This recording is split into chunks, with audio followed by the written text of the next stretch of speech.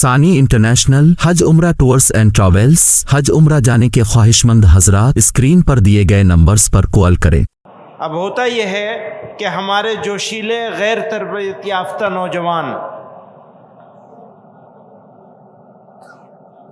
بات کرتے ہیں میڈیا کی، تو سوشل میڈیا کی اور متبادل میڈیا پلیٹ فارمز کی، کیونکہ یہ بات اب ڈھکی چھپی تو نہیں رہی کہ ہم جو کچھ ان راستوں سے دیکھ سن رہے ہیں وہ ہمارے مزاج، ہمارے تیور اور ہمارے ارادوں تک پر گہری چھاپ چھوڑ رہا ہے۔ جو کچھ ہم دیکھ رہے ہیں میڈیا کے ذریعے، میڈیا جمہوریت کا چوتھا ستون ہے، جس کا فرض ہے حکومت کی لاپرواہی کی پول کھولنا، ہٹ دھرم نیتاؤں کی ہیکڑی نکالنا، ان کے کالے کرتوتوں کی پبلسٹی کرنا، جرائم پیشہ عزت داروں کی پگڑی اچھالنا، لوگوں تک عوامی نمائندوں کا نام اعمال پہنچانا، یہ ان کی ذمہ داری ہے، کیونکہ جمہوریت میں اقتدار کے دل میں لوگوں کا ڈر بنے رہنا بے حد ضروری ہے۔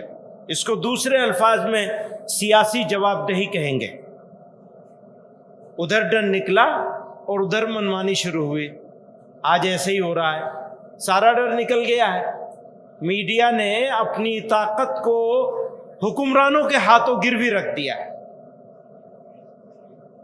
عوامی خزانے کا بندرباٹ، قومی وسائل کا نجی سرمایہ کی طرح استعمال اور سینکڑوں دوسری برائیاں جو کسی بھی ملک کو مختلف طریقوں سے کھوکھلا کرنا شروع کر دیتی ہیں۔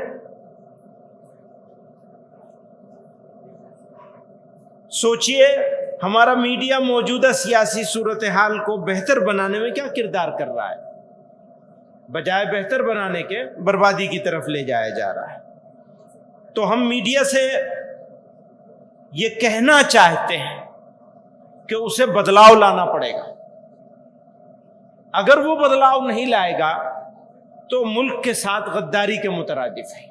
اپنی ذمہ داری کو نظر انداز کرنا اور اس کو چھوڑ دینا۔ فلسطین کے اوپر تجویز آ چکی ہے، میں اس کو چھوڑ رہا ہوں۔ سدبھاونا منچ اس کے بارے میں کئی باتیں کہنا چاہتے ہیں، لیکن وہ بھی تجویز کی شکل میں آ چکا ہے۔ کامن سول کوڈ کا معاملہ بھی تجویز کی شکل میں آ چکا ہے۔ تو ہم اتنا ہی کہنا چاہتے ہیں کہ اگر مسلمان ہو جائے اور اسلام پر عمل کرنے کا فیصلہ کر لے، تو کیسا بھی سول کوڈ آ جائے، کیسا بھی قانون بنا لو، لیکن مشکل یہ ہے کہ خود مسلمان،